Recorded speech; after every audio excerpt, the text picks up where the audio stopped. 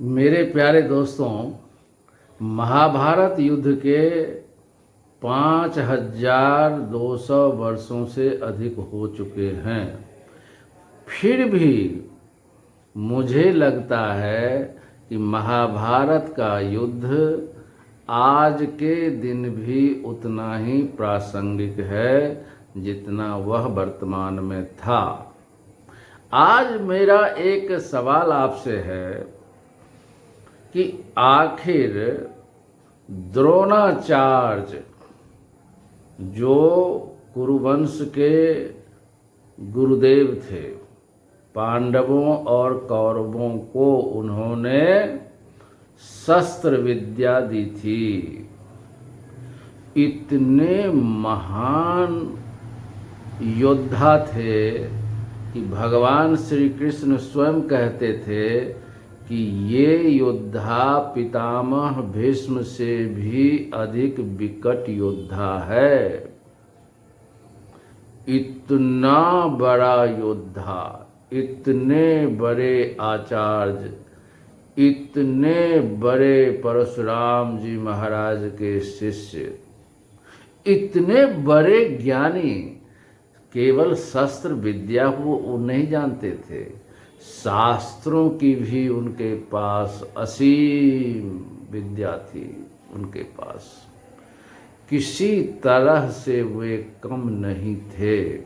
लेकिन प्रश्न उठता है कि आखिर कौन सा ऐसा कारण रहा होगा उस समय, या कारण था जिसके कारण वे पांडवों के पक्ष में युद्ध न कर कौरवों के पक्ष में युद्ध किया।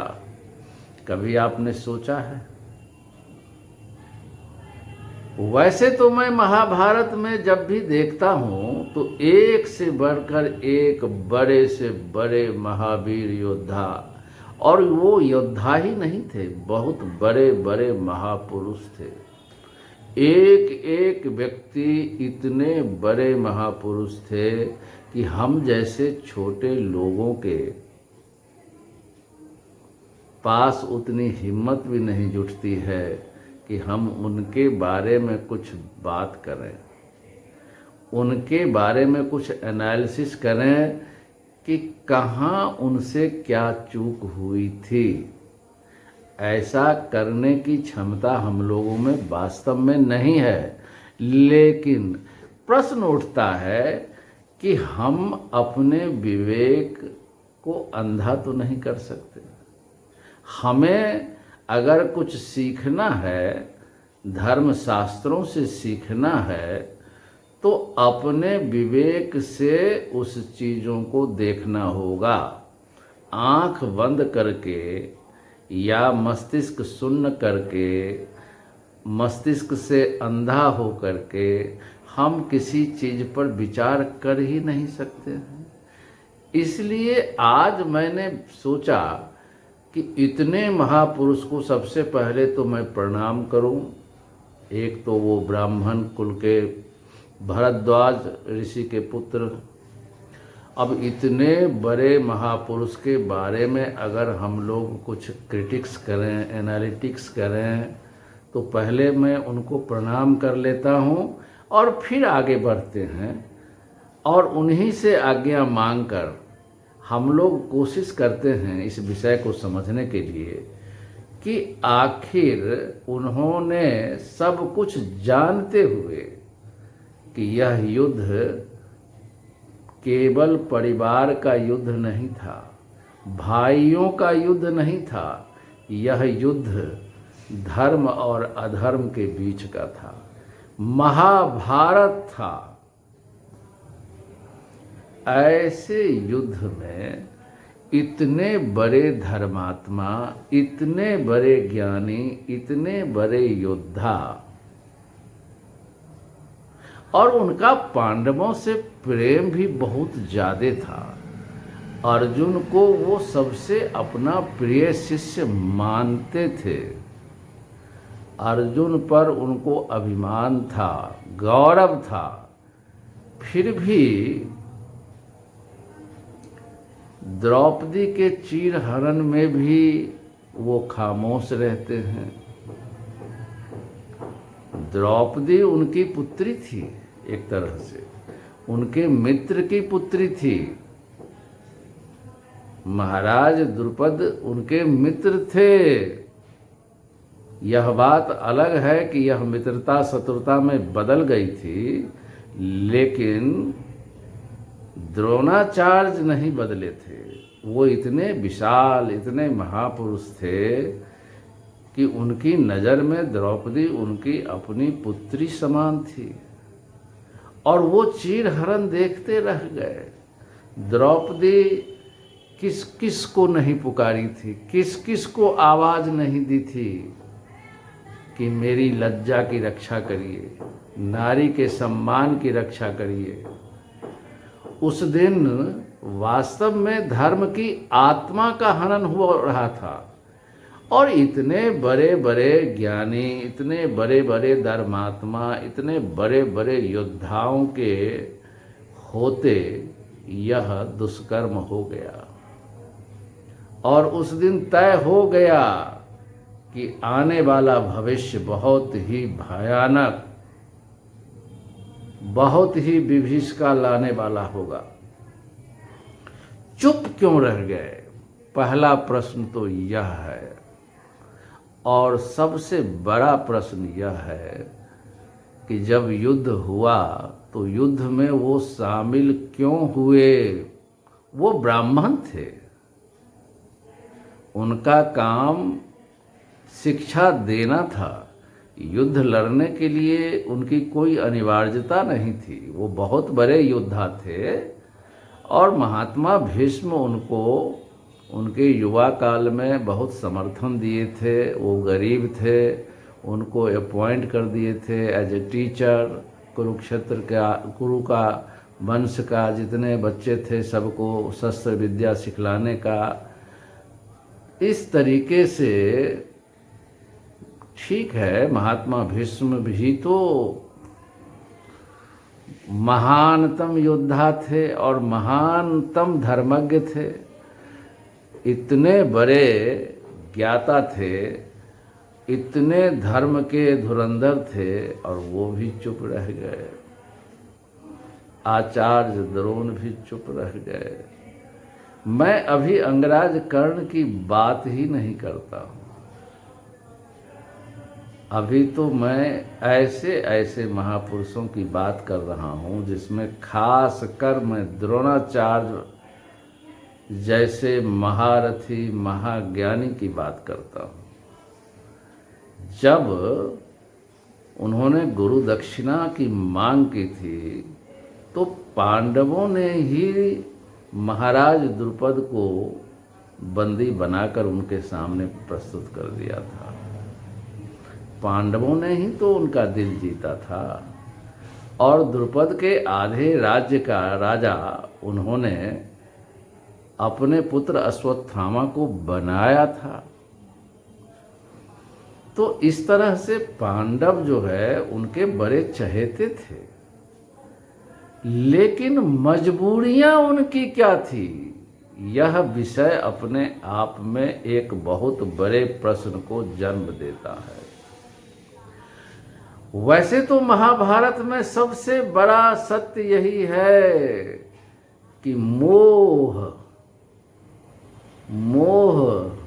जैसे रामचरितमानस में बाबा कहते हैं ना कि मोह सकल व्याधिन कर बोला। यह मोह ही है जो सारे समस्याओं का जड़ है। और कहीं न कहीं मुझे लगता है कि एक बहुत बड़े धर्मात्मा, एक बहुत बड़े योद्धा सिर्फ और सिर्फ पराजित हुए हैं तो अपने पुत्र मोह के कारण पराजित हुए हैं। लोग राजधर्म की बात करता है, लोग उनकी निष्ठा की बात करता है, अन्न के ऋण की बात करता है।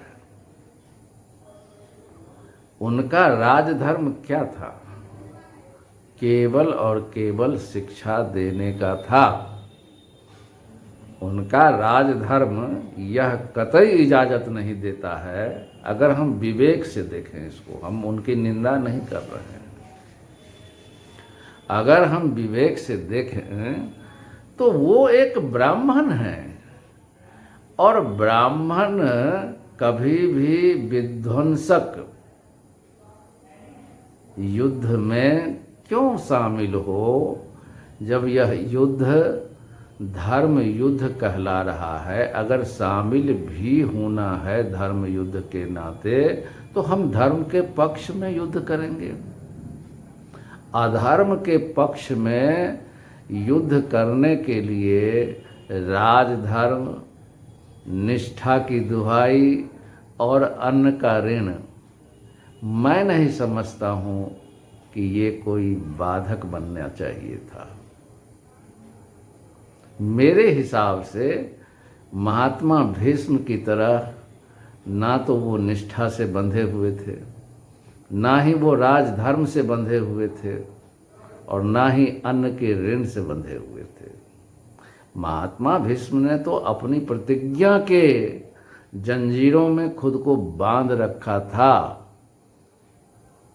द्रोणाचार्य सिर्फ और सिर्फ एक बात उनकी हो सकती है कि भीष्म पितामह को वो ब्लाइंडली फॉलो करते थे। चूँकि भीष्म पितामह प्रतिज्ञाबद्ध थे कौरवों की सुरक्षा के निमित्त, और चूँकि भीष्म पितामह कौरवों के पक्ष से युद्ध कर रहे थे, तो एक कारण हो सकता है जो मैं देख पा रहा हूँ कि भीष्म पितामह को वो फॉलो किए हों। ये एक कारण हो सकता है, लेकिन इतने बड़े ज्ञानी, इतने बड़े धर्म धुरंधर होते हुए यह कारण मुझे पर्याप्त नहीं दिखता है। और राजधर्म, निष्ठा और अन्न ऋण, कौन सा अन्न ऋण? उन्होंने तो कुरुवंश के बच्चों को एक से बढ़कर एक योद्धा बना दिया था। उन्होंने अपने नमक का ऋण बहुत पहले ही उतार दिया था। तो आखिर कुरुक्षेत्र में उनके आने का मूल कारण जब मैं देखता हूँ, आप बताइएगा मुझको, ध्यान से सुनिए, क्योंकि यह हमारे महाग्रंथ से लिया गया है। महाभारत में ऐसा कोई भी पहलू नहीं है जो जीवन के किसी भी पहलू को न छूता हो। जीवन का जितना पहलू है, आद्योपांत महाभारत में सब कुछ निहित है, और सारे प्रश्न जीवन के उसमें उत्तर दिए गए हैं। तो विवेक से अगर हम एनालिसिस करते हैं तो मुझे यहाँ पर दो प्रमुख कारण दिखता है। पहला प्रमुख कारण तो मुझे द्रोणाचार्य का मोह दिखता है पुत्र के प्रति। जैसे धृतराष्ट्र को अपने पुत्र के प्रति मोह था, यहाँ पर मोह की एक बीमारी थी कौरवों के पक्ष में। मोह जो होता है ना, आदमी के विवेक को अंधा कर देता है, सही और गलत के निर्णय को अंधा कर देता है। मन का तर्क अंतरात्मा की आवाज़ को मसल कर रख देता है। क्या भीष्म पितामह को द्रौपदी के चीरहरण के समय यह द्वंद्व नहीं हुआ होगा? मन के तर्क और अंतरात्मा का द्वंद्व अवश्य हुआ होगा। ऐसे ही द्रोणाचार्य को भी हुआ होगा। उनके भी मन के तर्क उनके अंतरात्मा को मसल कर रख दिया है। तभी तो वो टेक्निकली बातों को सोचते रहे होंगे कि चूंकि पांडव जुआ में द्रौपदी को हार चुके हैं और द्रौपदी के स्वामी अब दुर्योधन हैं और दुर्योधन की दासी है द्रौपदी, तो दुर्योधन जो चाहे मर्जी कर सकता है। यह एक टेक्निकल मेंटल एनालिसिस हो सकता है, लेकिन न्याय, सत्य और धर्म यह एक अलग चीज है। बिना विवेक के न्याय नहीं हो सकता है, बिना करुणा के, और खास करके एक नारी का अपमान क्या विधाता आपको क्षमा कर सकता है? और यही कारण है कि इन लोगों का जो मृत्यु हुआ है, आप इनके हश्र को देख लीजिए, अंतिम क्षणों को देख लीजिए, तो आपको स्पष्ट दिखेगा कि इन लोगों को विधाता का बड़ा क्रूरतम सजा मिला है। क्योंकि जो ज्ञानी होते हैं, जो धर्मात्मा होते हैं या कहलाते हैं, होते भी हैं तभी तो कहलाते हैं,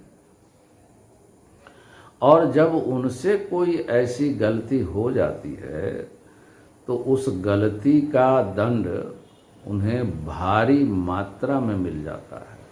यह संदेश तो मैं स्पष्ट रूप से देख रहा हूँ। आप क्या देख रहे हैं इसको? क्योंकि कोई मूर्ख अगर कोई गलत काम करता है तो कई बार उसकी सज़ा अपेक्षाकृत कम होती है। कोई पागल अगर कोई कुकर्म करता है, दुष्कर्म करता है, तो आज का न्याय भी उसको क्षमा कर देता है, क्योंकि उसकी मानसिक स्थिति सही नहीं है। लेकिन जब आप इतने बड़े ज्ञानी, इतने बड़े विद्वान, इतने बड़े धर्मात्मा, इतने बड़े योद्धा, आप चाहें तो युद्ध की दिशा और दशा बदल सकते हैं। और आपने किस पक्ष से लड़ना उचित समझा और क्यों समझा, इसका उत्तर तो इतिहास मांगेगा ना। जो होनी था वो हो गया। विधाता का जो लक्ष्य होता है उसमें कहीं कोई बाधा नहीं होती है। जब विधाता वहाँ स्वयं थे और उनको धर्म की स्थापना करनी थी, तो सबको नष्ट होना था जो भी अधर्म के साथ थे। यह बात अपने आप में बड़ा आसान और एक शब्द में कहा जा सकता है, विदाउट एनी डाउट। लेकिन जब हम किसी महान शख्सियत, महान आत्मा के बारे में बात करते हैं तो पहले तो हिचकते हैं कि इनके बारे में क्या हम बोलने लायक हैं। लेकिन मजबूरी ये है कि बोलने लायक हम हों या ना हों, विवश तो जरूर हो जाते हैं सोचने के लिए। और जब विवश हो जाते हैं तो हमें अपने विवेक का अधिकार करने का अधिकार भी है और कर्तव्य भी है, क्योंकि ज्ञान की धारा अविरल बढ़नी चाहिए। जो गलतियां पहले हो चुकी हैं, जिन कारणों से हुई हैं, उन कारणों को जानना और उन कारणों का निवारण करना भी हम सबका कर्तव्य होता है, न कि आंख बंद करके अपनी मौन स्वीकृति प्रदान कर दें। एक तो संगत का असर मुझे दिखता है जो अश्वत्थामा पर बुरी तरह से हावी था। अश्वत्थामा दुर्योधन के संग रहते थे और दुर्योधन भी बचपन से कोई इतना ईर्ष्या, द्वेष, क्रोध लेकर उत्पन्न नहीं होता है, इतना बैर लेकर उत्पन्न नहीं होता है। जड़ में मामा शकुनी थे, यह भी समझना पड़ेगा हम लोगों को। लेकिन दुर्योधन अब अपने आप में एक बम बन चुके थे, बस उनको फटने का इंतजार था। मामा श्री उनको एक हाइड्रोजन बम बना दिए थे। वो अब शांति किसी भी सूरत में पसंद नहीं करते थे। मानवता से उनका कोई लगाव नहीं था। मानवता से उनका बैर, धर्म से उनका बैर अब एक स्वभाव बन चुका था। और उनके संग रहने के कारण दुष्ट ये जो दुशासन है वह भी दुष्ट हो गया, क्योंकि दुशासन भी उतना गंदा नहीं था, लेकिन उसके भाई के प्रति उसकी जो निष्ठा थी वह उसको इतने बड़े कुकृत्य के लिए विवश कर दिया। अंगराज कर्ण, उनके पास किसी भी तरह से विवेक की कमी नहीं थी। महान योद्धा के साथ साथ वो भी महान धर्म धुरंधर थे, लेकिन यहाँ भी संग दोष उनके साथ लग गया। और ऐसे ही महात्मा भीष्म युधिष्ठिर महाराज के छाया बनकर रहते थे, उनको भी मोह लग गया।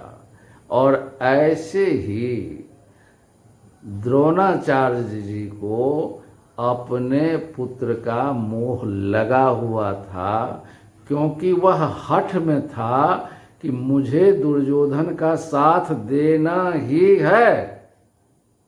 जो मैं सोच रहा हूं, आप अपनी कमेंट बताइएगा मुझको। अश्वत्थामा को एक मन में जिद हो गई थी, और अश्वत्थामा को अगर जिद हो गई थी तो मूल कारण यही था कि द्रोणाचार्य अश्वत्थामा के लिए कुरुक्षेत्र के मैदान में आए। और इसका सबसे बड़ा प्रमाण ये है कि जब श्री कृष्ण ने एक प्लानिंग बनाया कि ये विकट योद्धा जब तक जीवित है पांडव विजय नहीं हो सकते, तो उन्होंने बनाया ना एक प्लान कि अगर इस व्यक्ति को, मसलन कि आचार्य द्रोण को, ये एक कान में डाल दिया जाए कि अश्वत्थामा मारा गया है, अश्वत्थामा हतो।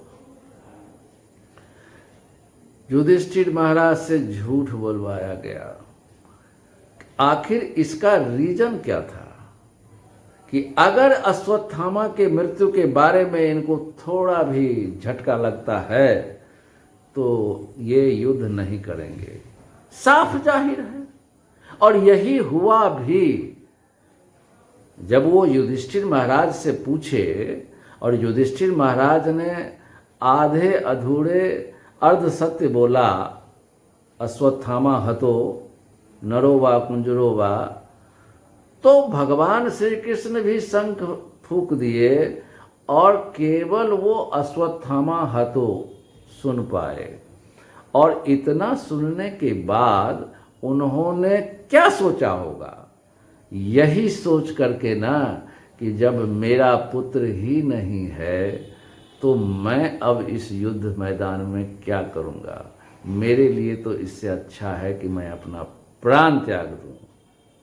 तो मुझे लगता है कि मेरी अपनी समझ से जो मैं आपके साथ चर्चा कर रहा हूँ कि न राजधर्म, न अन्न ऋण, न निष्ठा, न कौरवों के प्रति उनका इतना प्रेम और समर्पण था।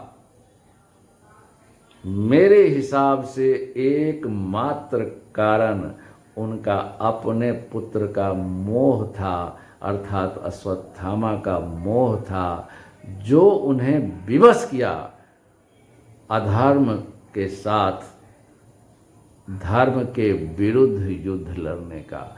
और इस कर्म की सजा उनको मिली। उनका गला एक झटके में धृष्टद्युम्न ने काट दिया था।